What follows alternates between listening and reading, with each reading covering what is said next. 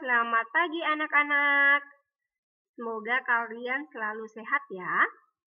Nah, kali ini kembali bersama Bu Guru Angel, kita akan belajar tema 6, energi dan perubahannya. Nah, Bu Guru mau ingatkan ya untuk anak-anak yang belum subscribe channelnya Bu Guru, bisa subscribe ya, biar bisa mengetahui notifikasi terbaru video pembelajaran dari Bu Guru. Oke. Nah, anak-anak, pertemuan sebelumnya kita sudah belajar mengenal sumber-sumber energi. Nah, untuk pertemuan hari ini kita akan belajar khusus tentang sumber energi air dan angin, dan juga sumber energi alternatif, dan tentang hak dan kewajiban terhadap sumber energi. Nah, sebelum itu, anak-anak masih ingat kan sumber-sumber energi yang Bu Guru jelaskan sebelumnya? Iya, sumber energi itu ada matahari. Nah, matahari ini selain sebagai sumber panas, selain sebagai sumber cahaya, matahari ini juga bisa dimanfaatkan menjadi sumber listrik yang biasa kita sebut dengan PLTS atau pembangkit listrik tenaga surya.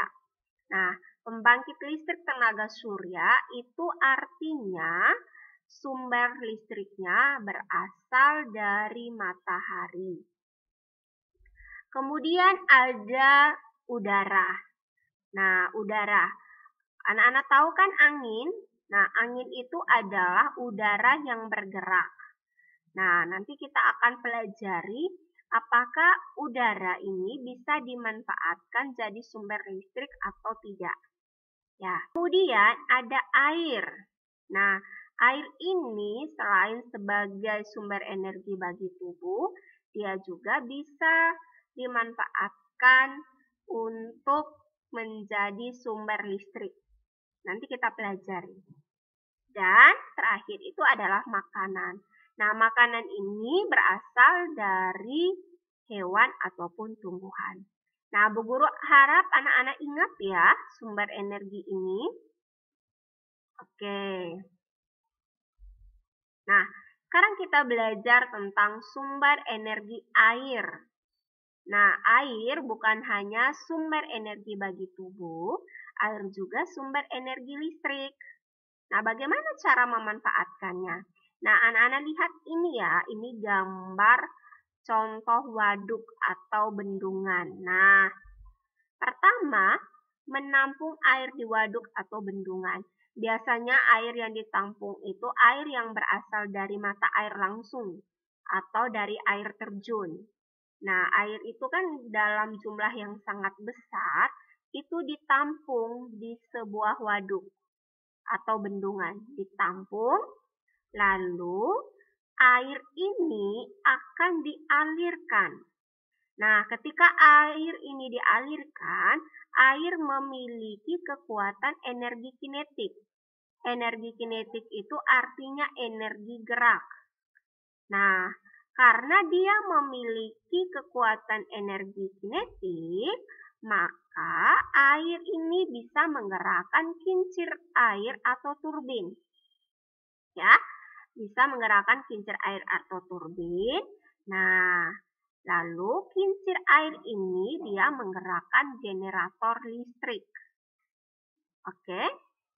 Nah, jadi kalau mau bangun PLTA ya, pembangkit listrik tenaga air, itu harus bangun waduknya dulu. Bangun waduknya dulu, kemudian dibangun kincir atau turbin, lalu dibangunlah generator listrik. Nah ini dia, air ini dia akan menggerakkan generator listrik. Nah, dari generator listrik inilah yang akan membangkitkan energi listrik. sehingga kita sebut dengan pembangkit listrik tenaga air. Oke, bisa ya? Bisa dimengerti ya anak-anak ya? Nah, jadi kalau ditanya PLTA, kepanjangannya apa? PLTA itu kepanjangan pembangkit listrik tenaga air. Artinya listriknya itu sumbernya dari air. Nah, oke? Nah, ini contoh nama pembangkit listrik tenaga air. Ini lokasinya. Ini PLTA Jatiluhur, lokasinya di Purwakarta, Jawa Barat. Lalu PLTA Maninjau itu di Agam, Sumatera Barat. PLTA Karangkates itu di Malang, Jawa Timur. PLTA Sigura-gura dari Simorea, Sumatera Utara. PLTA Musi itu dari Kapahiang, Bengkulu, dan PLTA Gajah Mungkur dari Wonogiri, Jawa Tengah. Kalau di tempatnya Bu Guru juga ada ya, pembangkit listrik tenaga air. Oke. Ya. Selanjutnya, nah ini dia contohnya.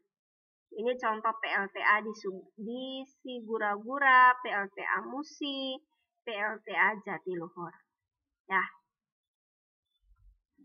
Lalu berikutnya kita belajar sumber energi udara. Nah, udara itu bukan hanya sumber energi bagi tubuh, tapi udara juga dapat dimanfaatkan sebagai energi listrik. Nah, udara yang bergerak disebut angin atau bayu. Oke? Nah, cara memanfaatkannya adalah pertama, angin itu dia memiliki energi kinetik atau energi gerak ya. Nah, kemudian energi kinetik ini dia menggerakkan kincir angin. Ya, dia menggerakkan kincir angin.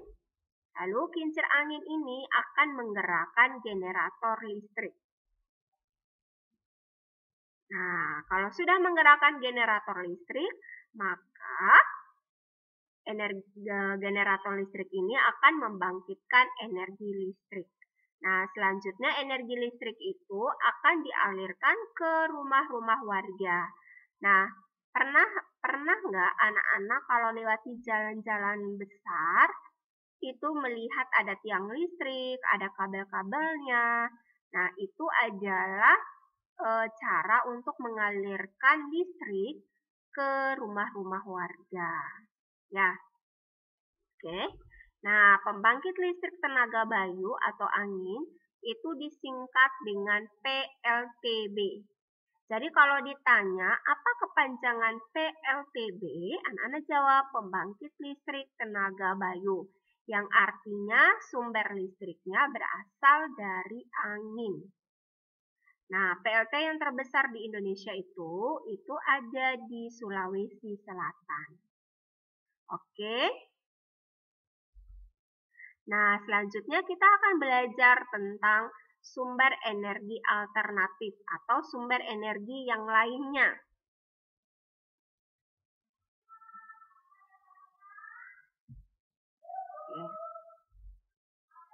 Nah, ini anak-anak perhatikan alat-alat transportasi ya. Ada kapal laut, ada pesawat terbang, ada bis, ada kereta api, ada sepeda motor, dan lain sebagainya.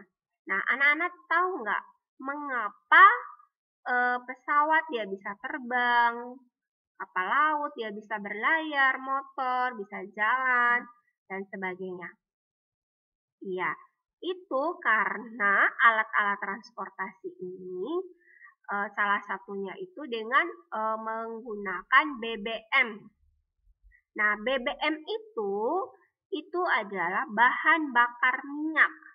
Jadi kalau orang bilang BBM, anak-anak jangan lagi bingung apa sih itu BBM. BBM itu kepanjangannya bahan bakar minyak yang berasal dari fosil hewan.